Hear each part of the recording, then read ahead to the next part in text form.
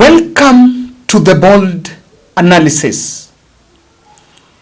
What I want us to look at in this video, but then if you've never shared any of our videos, purpose to share this video.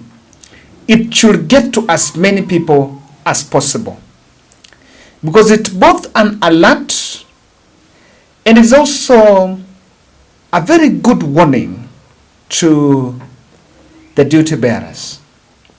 Anyone in Kenya Kwanza administration and even within the security ranks should be able to watch this video and interrogate and understand that even the public gets to some elastic limit. This is what happened in Kirinyaga, and I want you to watch this video from Kirinyaga.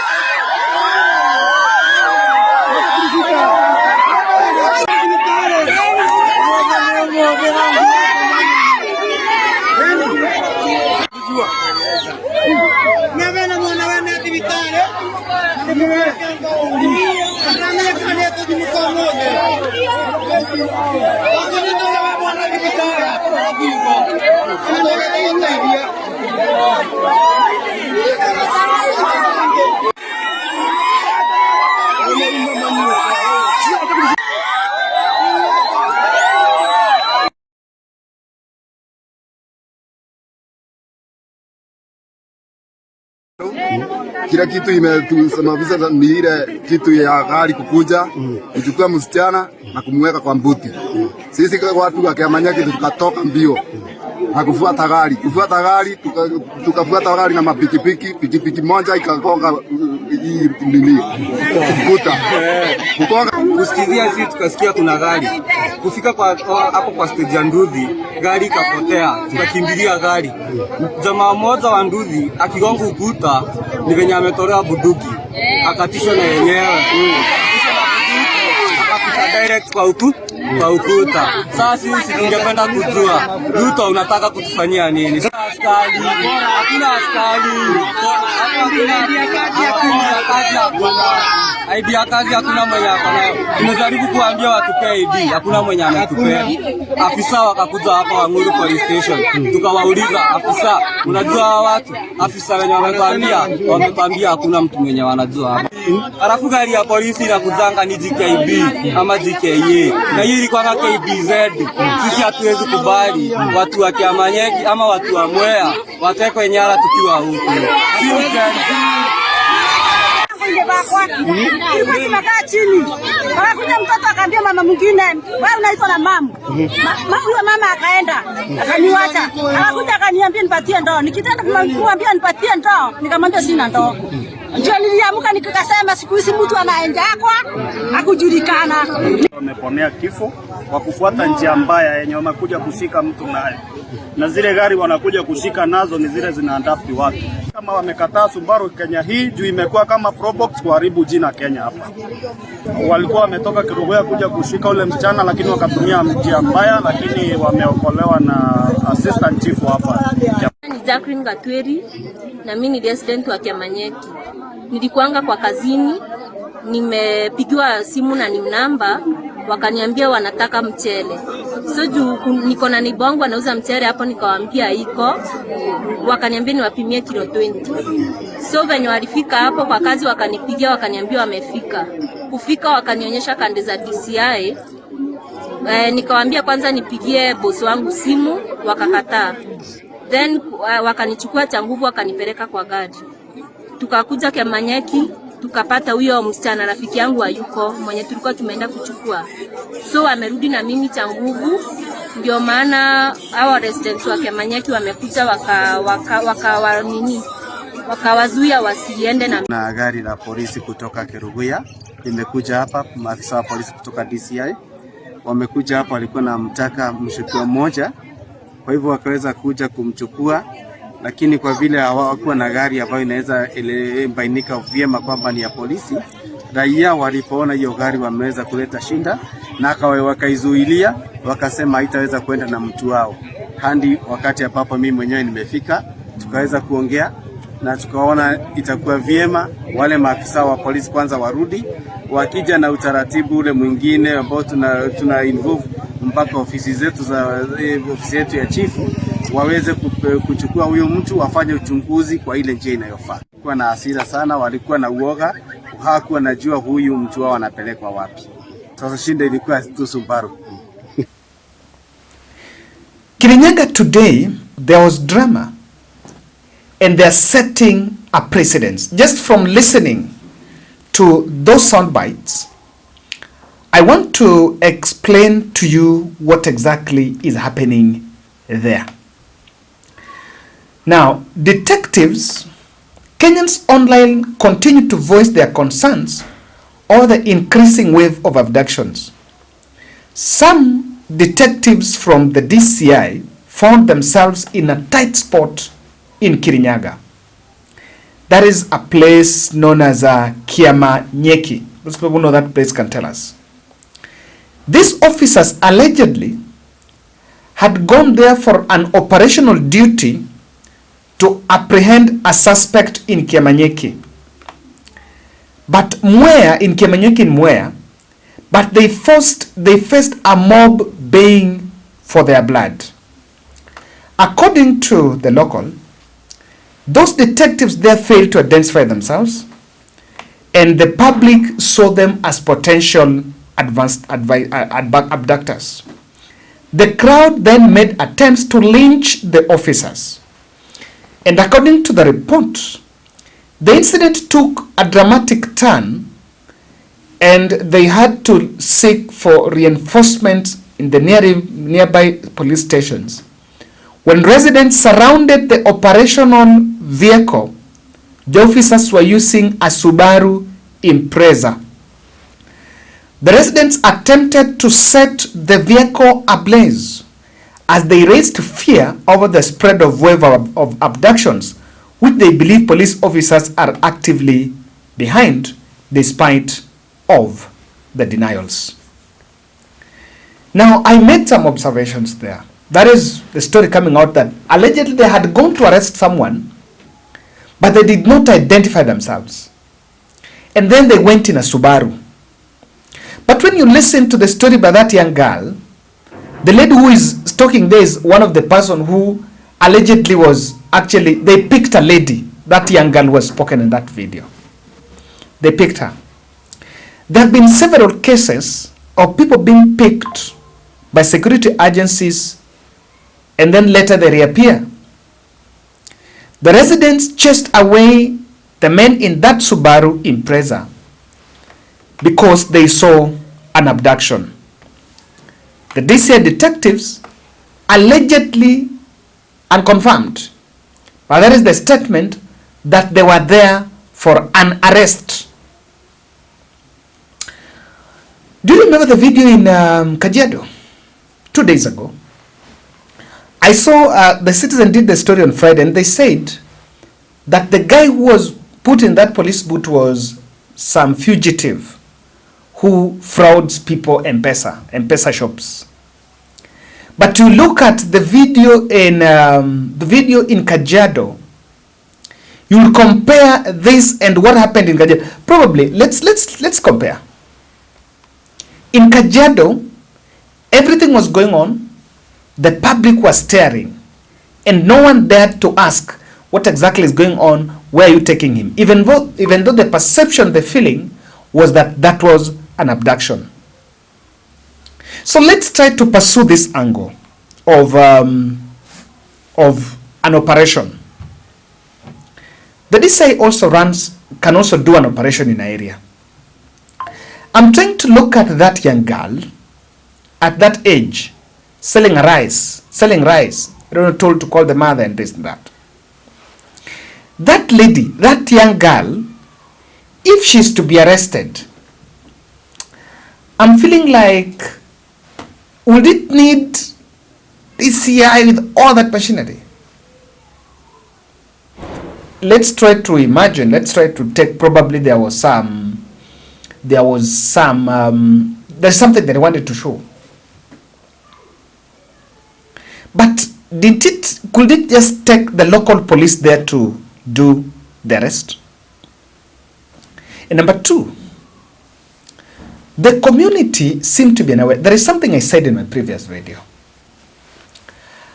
A criminal or a suspect that is in a caliber where DCI are the ones that can arrest, within that community, it cannot be that they don't know that that person is a suspect or anafanya kitu mbaya, amefanya kitu mbaya.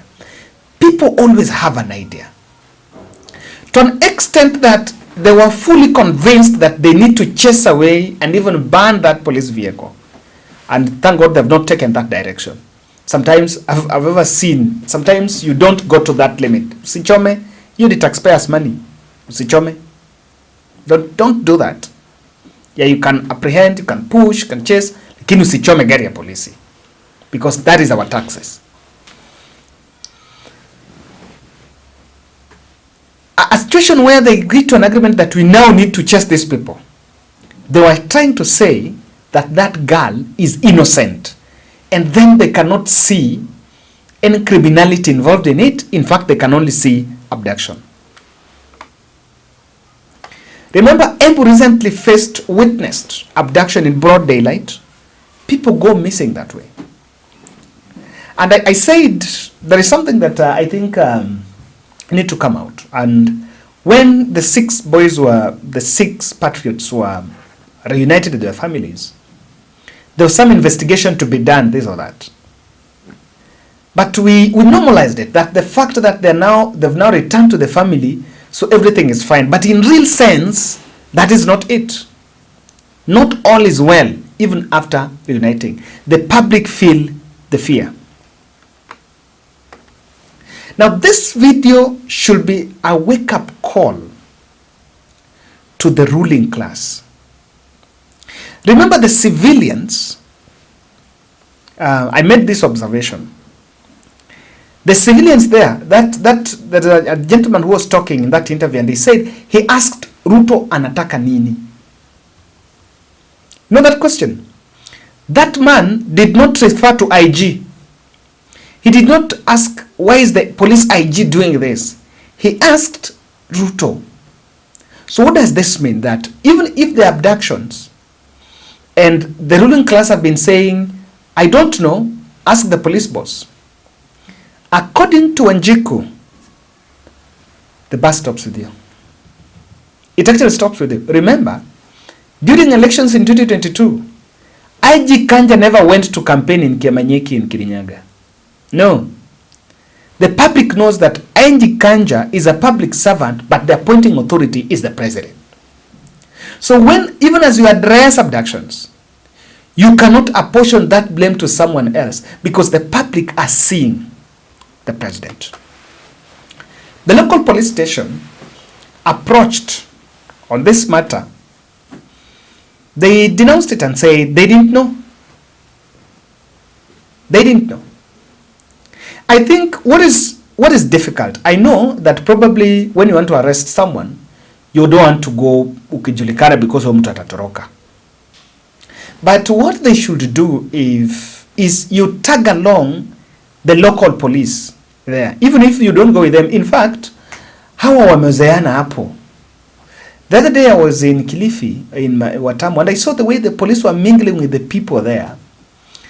And I realized the relationship between police and the residents in Watamu, not even Watamu, I think the time I spent in Kilifi, in the coast, ile ndugu iko mzuri sana. Wakost wanapendana sana. Even the distance between the police and the people is very close. Until, even if there is an arrest, kama ni polisi wao unaendanga huko, unatembeanga huko, even if they see you, they will not see an alarm. And tag along. Let the public know. The tide is changing. And I'm saying the president's team should be very worried. The president's team should be very worried. Jen Kihara is saying the kind of messaging going on in Mount Kenya. Pesa mfukoni, pesa iko. Instead wanatoa ile kidogo tuko naye tulipe kodi. Mimi sijaona uongo kama unanienda nikitubu, kwa sababu mimi ni Mkristo na sitakangi kuongea uongo, na ile kitu tuliambia watu wote ni uongo. Hiyo mambo ya masomo, Mheshimiwa Wanjiku amesema walipanga mpangilio ambaye haifanyi kazi. Shishe naambiwa, tuliambiwa vizuri na ikaeleweka, na ndio tukaipitisha. Ilieleweka, ikasemekana wale ambao watu na mshahara kubwa kama hawa ndio watatoa kodi kubwa, ndio yule hana atibiwe bure. Sasa tunaambiwa tujiandikishe na pesa tumetoa. Unaambiwa ujiandikishe na wewe ni Mkenya na kodi imetolewa. Kwa nini ujiandikishe? Si aseme uende na ID utibiwe kwa sababu you are Kenyan. Badala ya kuambiwa uende ujiandikishe. Zisajili kwanza. Mimi nasema tu. Mimi nasema hivi. Your Excellency, tunajua hiyo bili ya kukutoa. Alitaka tufikirie ni ya wabunge. Lakini yeye ndiye alikuwa anapigia wabunge simu. Ati nisaidie. Imagine His Excellency the President anapiga simu anakuambia, kawa wewe ni rafiki yangu, we sign there, unisaidie nitoe hii mtu amenisumbua sana. Alizunguka Kenya hii Rigathi Gachagua akituambia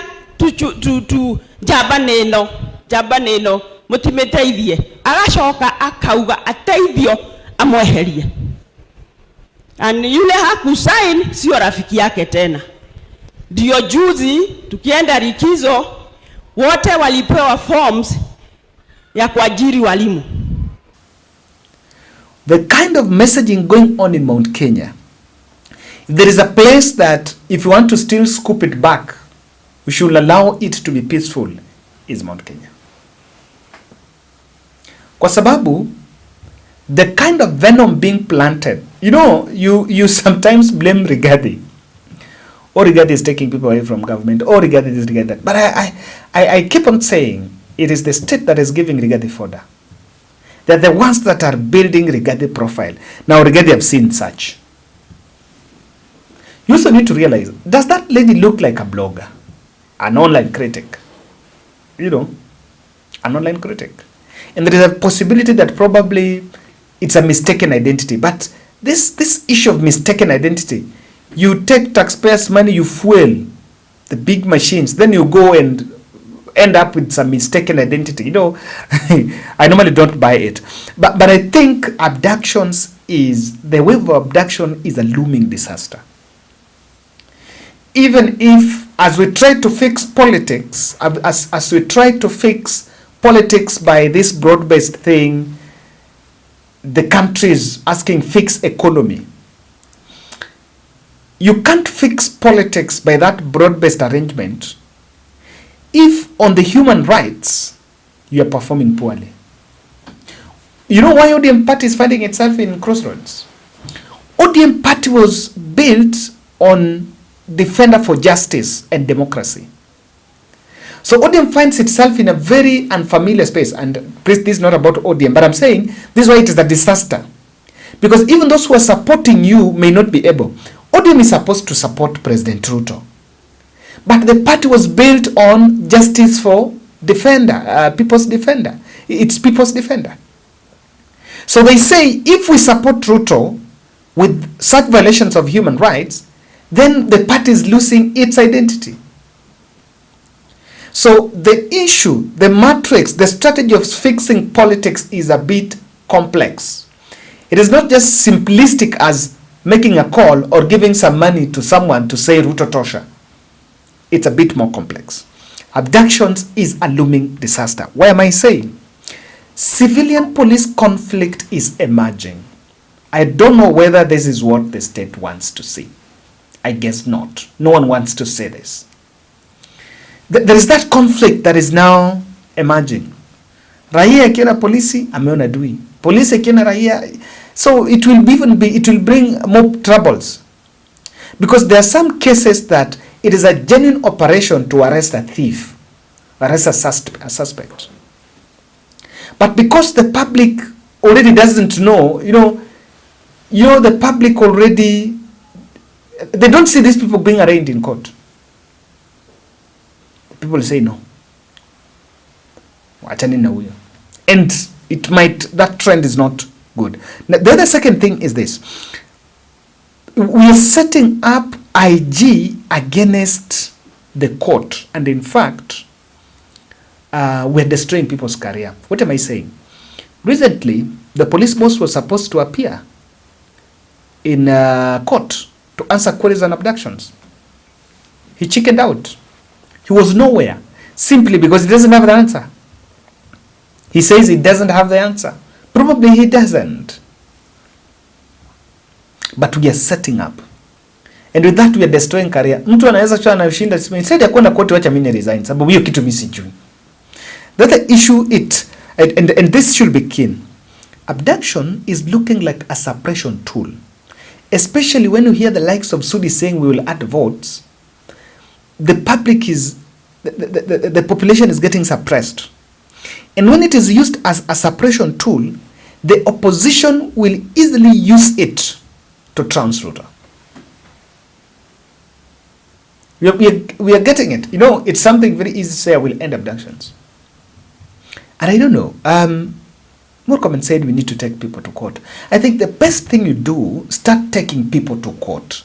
So that mtu akishikwa anajua atapelekwa kotini. But there is a perception that is not a perception. There is a feeling that mwananchi feel that mtu wangu akishikwa sitampata. That is so wrong. So the moment we start taking people to court, we'll still back the confidence so that the country can move. What happened in Kirinyaga, I strongly believe, is an eye-opener. The duty bearers, the people in the police sector and the decision makers, even the cabinet, should be able to realize, and it's clear testament. Remember now, Kirinyaga have started. You'll hear another place, they tried arresting so and so, watu wakakata. And how about if criminals will take advantage? Wakienda kushikwa na mobilize watu wakawa hapo wakatae. Wakisema na abductiwa. Pero mtu ni mwizi anataka kushikwa. Alafu yeye anasema ana abductiwa. Then watu wanamdefend. We need to start taking people to court. Thank you.